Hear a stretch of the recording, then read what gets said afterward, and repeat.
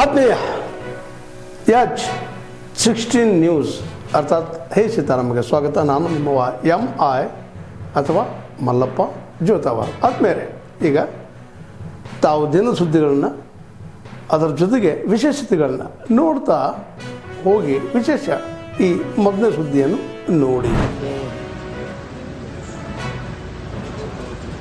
ಪಕ್ಷದ ಕಚೇರಿಯ ಭೂಮಿ ಪೂಜೆ ಇದೆ.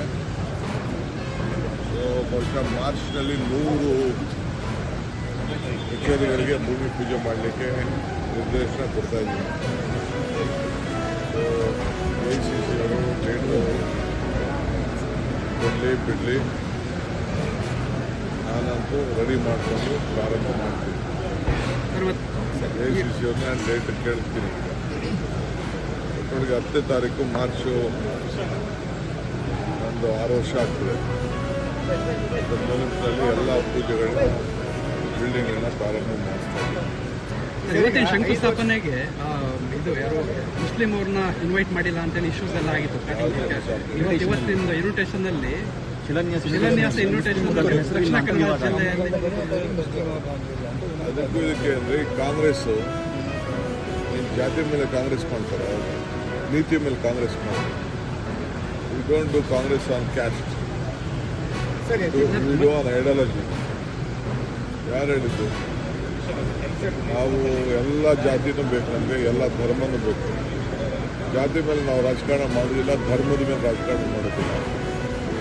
ರಾಜಕಾರಣದಲ್ಲಿ ಧರ್ಮ ಇರಬೇಕು, ಧರ್ಮದಲ್ಲಿ ರಾಜಕಾರಣ ಇರಬಾರ್ದು. ಇದು ನಮ್ಮ ಪಕ್ಷದ ಮೂಲ ಸಿದ್ಧಾಂತ.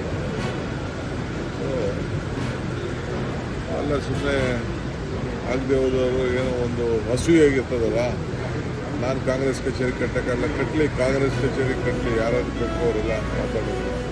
ಫ್ರೀಯಾಗಿ ಜಾಗಗಳೆಲ್ಲ ಕೊಟ್ಟು ಸರ್ 5 ವರ್ಷ ಸಿದ್ದರಾಮಯ್ಯ ಮತ್ತು ಮುಂದಿನ 5 ವರ್ಷಗಳು ನನ್ನ ಬಂದರೆ CM ಈಗಾಗಲೇ ಇದನ್ನು ಸೆಟ್ಲ್ ಮಾಡಲಾಗಿದೆ. ಹೈಕಮಾಂಡ್ ಸಿಗ್ನಲ್ ಕೊಟ್ಟಿದೆ ಅಂತ ಹೇಳ್ತಾರೆ. ಗ್ರೀನ್ ಸಿಗ್ನಲ್ ಕೊಟ್ಟಿದೆ ಮತ್ತು ಇದಕ್ಕೆ ಯಾವುದೇ ಮತ್ತೆ ಹೋಗ್ಲಿಕ್ಕೆ ಮಾಡಲಿಕ್ಕಿಲ್ಲ. ಮುಂಚೆಯೇ CM 5 ವರ್ಷ ಅಂತ ಹೇಳಿದ್ದಾರೆ. ಅವರೇ ನಮ್ಮ ಹೈಕಮಾಂಡ್ ಏನು ಮಾತು ಹೇಳ್ತಾರೆ ಅವ್ರಿಗೆ ಭಾಳ ಗೌರವದಿಂದ ಸ್ವೀಕಾರ ಮಾಡ್ತಾರೆ. ಅಂದ್ರೆ ನೀವು ನೋಡಿದ್ರೆ ಎಲ್ಲ ಸರಿ ಇದೆ ಅಂತ ಹೇಳ್ಕೊಂಡೇ ಬರ್ತಾ ಇದಾರೆ. ಆದ್ರೆ ಅವರು 5 ವರ್ಷನೇ CM ಅಂತ ಹೇಳಿ ಅವ್ರು ಹೇಳಿದ್ಮೇಲೆ ಅವ್ರ ಹೈಕಮಾಂಡ್ ಹೇಳಿದ್ಮೇಲೆ ಅವರೇ ಎತ್ತಿಂದ್ರೇ ಈಗ ಹೈಕಮಾಂಡ್ ಅಂತ ನಾವು ಸ್ವೀಕಾರ ಮಾಡೋಣ ನಡೀವಿ. ಈಗ ಬಸವರಾಜ್ ಅವರು ಸಿದ್ದಗಂಗಾ ಅಲ್ಲಿ ಅವ್ರು ಹೇಳ್ತಾ ಇರುವಂಥದ್ದು ಏನು ಒಪ್ಪಂದ ಆಗಿತ್ತು ಅದನ್ನ ಹೇಳ್ಬಿಡ್ಲಿ ಅಂತ. ಅಂದ್ರೆ ನೀವು CM ಇಲ್ಲ DCM ಇಬ್ಬರಲ್ಲಿ ಒಬ್ರು ಹೇಳ್ಬಿಡ್ಲಿ. ಬಸವರಾಜ್ಗೂ ರಿಯಾಕ್ಟ್ ಮಾಡೋಕ್ಕೆ ಇಷ್ಟ ಇಲ್ಲ, ನನಗೆ ಯತೀಂದ್ರಾಜ್ ರಿಯಾಕ್ಟ್ ಮಾಡೋದು ಇಷ್ಟ ಇಲ್ಲ. ಏನು ರಿಯಾಕ್ಟ್ ಮಾಡಿದ್ರು ನಮ್ಮ ಡೆಲ್ಲಿಯವ್ರು ರಿಯಾಕ್ಟ್ ಮಾಡಬೇಕು. ನಡೀವಿ ಏನು ಒಪ್ಪಂದ ಆಗಿತ್ತು ಅದನ್ನ ಮಾಡ್ಬೇಕು ಅಂತ. ಸರ್, ಇವಾಗ ಕಾರ್ಯಕರ್ತರದ್ದು ಬೇಡಿಕೆ ನೀವೇ CM ಆಗ್ಬೇಕಂತ ನಿಮ್ದೇನಿದೆ ಸರ್? ಸರ್ ಹುಡುಗರೇ ಎಲ್ಲ ಪಕ್ಷದಲ್ಲಿ ಇರ್ತಾರೆ. ಈಗ ಸಿಗ್ತಾರೆ, ನಮ್ಮ ಪಕ್ಷದಲ್ಲಿ ಸಿಕ್ಕಿಲ್ಲ ಕಾಣ್ತಾರೆ. ನನಗೂ ಹುಡುಗರೇ ನಾವೇನು ಯಾರನ್ನೇನು ಅದು ಮಾಡಿರಿ ಅಂತ ಯಾರು ಉಳಿಸ್ಕೊಂಡಿರೋಂಥ ವ್ಯಕ್ತಿಯ ತಪ್ಪೆ, ಇನ್ನೊಂದು ಪಾರ್ಟಿ ಉಳಿಸ್ಕೊಂಡಿರೋ ವ್ಯಕ್ತಿ ಅದರ ತಪ್ಪೆ. ಅದು ಯಾರೇ ಮಾಡಿದ್ರು ಅವ್ರ ಕ್ರಮ ತಗೊಳ್ತಾರೆ.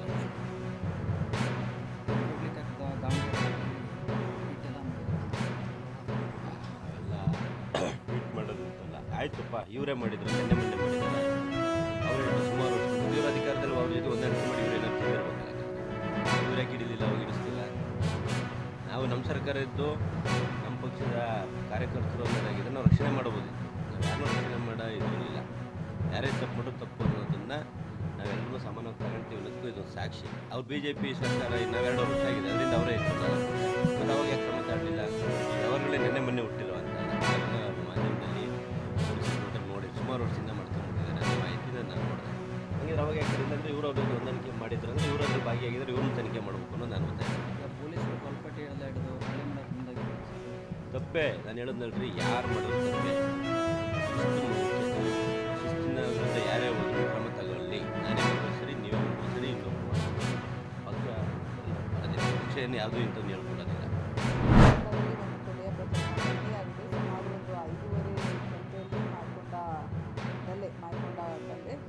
ಅವರು ಅಣ್ಣ ತಮ್ಮನ ಚಂದ್ರಪ್ಪ ಅಂತ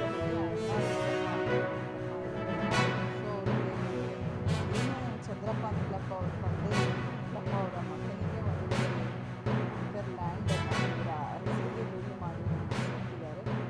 ಅದೇ ವಿಷಯವಾಗಿ ಇವ್ರ ಜೊತೆಗೆ ಪದೇ ಜಗಳ ನಡೀತಾ ಇದೆ.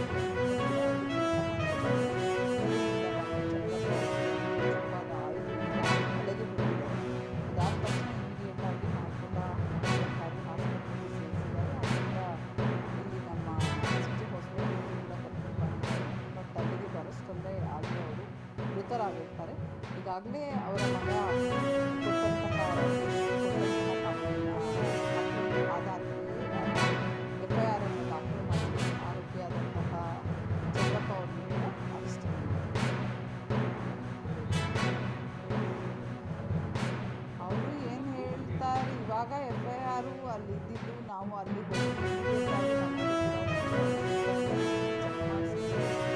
ಕಂಪ್ಲೇಂಟ್ ಕೊಡ್ತಾರೆ, ಏನು ನಮ್ಮ ತನಿಖೆಯಲ್ಲಿ ಕಂಡು ಆಧಾರಗಳಿಗೆ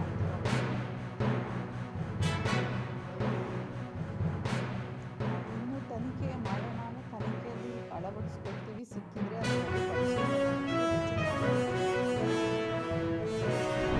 ಇವತ್ತು ನಮಗೆ ಸುಮಾರು 25-30 ಸಾವಿರ ಜನ ಇವತ್ತು ಹೊಟ್ಟೆ ತುಂಬಿಸ್ಕೊಂತ ಇದ್ದಾರೆ ಇಟ್ಗೆ ಬಟ್ಟಿಂದ. ಇಡೀ ಕರ್ನಾಟಕ ತುಂಬಾನು ಕೂಡ ಇವತ್ತು ನಮ್ಮ ಇಟಿಗೆಗಳು ನಮ್ಮ ಕರ್ನಾಟಕ ತುಂಬಾನು ಹೋಗ್ತವೆ. ಈ ಮಣ್ಣು ಏರಲೇಬೇಕು. ಅಲ್ಲಿ ಯಾವ್ದೋ ಕೆರೆ ಮಣ್ಣು ಏರಿ ಹೊಲಕ್ಕೆ ಹಾಕ್ಯಾರ ರೈತರಿಗೆ ಹೋಗಿ ದಾಳಿ ಮಾಡ್ತೀರಲ್ಲ, ನೀವು ಮಲ್ಲಾಣಿಗೆ ಬೈತೀರಲ್ಲ, ನಿಮಗೆ ನಾಚಿಕೆ ಆಗಲ್ಲ. ನಿಮಗೆ ಬೇರೆ ಕೆಲಸ ಏನಿಲ್ಲ ಅಂತ ಮಿನಿಸ್ಟ್ರಿಗೆ ಮಲ್ಲಾಣಿಗೆ ಬೈದ್ಬಿಟ್ರೆ ನೀನು ದೊಡ್ಡವನಾಗ್ಬಿಡ್ತೀಯ. ನೀನು ಅರ್ಥ ಮಾಡ್ಕೋಬೇಕು, ಏನು ಮಾತಾಡ್ಬೇಕು ಏನು ಬೇಡ. ಯಾರು ಸಣ್ಣ ಆಡ ಹುಡುಗರು ಹೆಂಗಸರು ಕೂಡ ನಗ್ತಾರೆ ನಿನಗೆ. ಆಡ ಹುಡುಗರು ನಗ್ತಾರೆ. ಇಲ್ಲಿ ಯಾವ MLA ಇವನು ಅಲ್ಲಿ ಹೋಗಿ ಮಾತಾಡ್ತಾನೆ, ಆ ಥರ ಅಲ್ಲಿ ಸಚಿವರಿಗೆ ಮಾತಾಡ್ತಾನೆ.